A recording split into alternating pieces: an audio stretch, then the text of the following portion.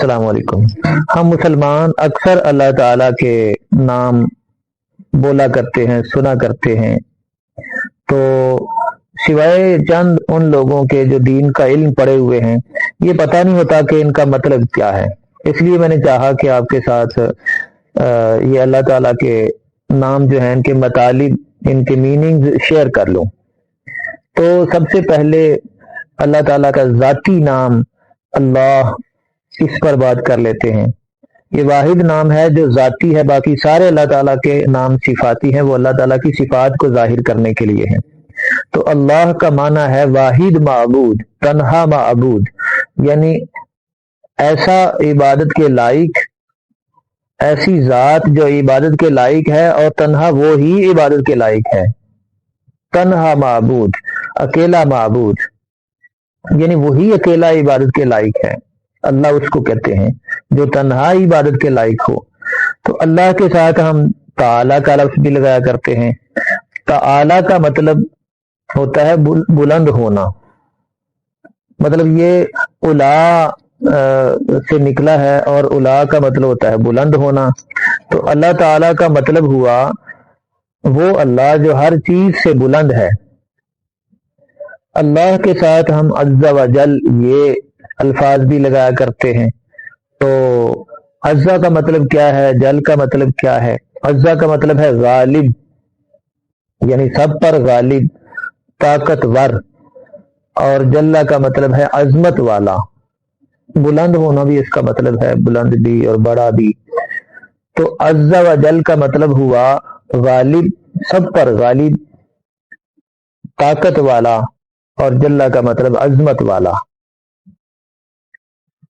آگے اللہ تعالیٰ کے معروف نام الرحمن، الرحیم، ان پر بات کر لیتے ہیں۔ الرحمن کا مطلب ہے نہایت مہربان، نہایت مہربان، اور سب پر رحمت کرنے والا، نہایت مہربان اور سب پر رحمت کرنے والا۔ الرحیم کا مطلب ہے بار بار رحم کرنے والا۔ دوسرا مطلب الرحیم کا ہے اپنے خاص بندوں پر خصوصی رحم کرنے والا۔ اب الرحمن اور الرحیم، ان کا فرق کیا ہے؟ ان کا ظاہری مطلب تو دونوں کا مطلب ہے رحم کرنے والا، لیکن فرق کیا ہے؟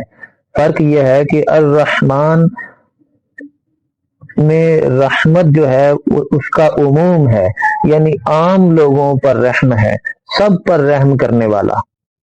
تو الرحیم اپنے خاص بندوں پر رحم کرنے والا۔ دوسرا الرحیم میں ہے بار بار رحم کرنے والا۔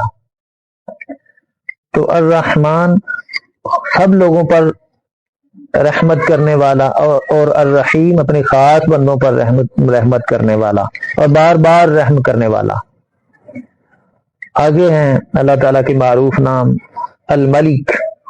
الملک، ملک بادشاہ کو کہتے ہیں۔ الملک کا مطلب ہے حقیقی بادشاہ۔ آگے القدوس، اس کا مطلب ہے پاک۔ اس سے ملتا جلتا ہم لفظ بولا کرتے ہیں مقدس، مقدس کاغذات، یعنی پاک کاغذات۔ تو القدوس کا مطلب ہے وہ ذات جو پاک ہے ہر نقص سے، ہر عیب سے۔ السلام، سلامتی دینے والا۔ المؤمن، امن دینے والا، پیس دینے والا، امن دینے والا۔ المہیمن، ایسا نگہبان جو ہر چیز پر نظر رکھے ہوئے ہو، ایسا نگہبان جو ہر چیز پر نظر رکھے ہوئے ہو۔ آگے ہے الغفور، بہت زیادہ بخشنے والا۔ الغفور، بہت زیادہ بخشنے والا۔ اس سے آگے الغفار، بار بار بخشنے والا، بار بار معاف کرنے والا۔ تو غفور اور غفار میں فرق یہ ہے کہ الغفور بہت زیادہ بخشنے والا، الغفار بار بار بخشنے والا، بار بار معاف کرنے والا۔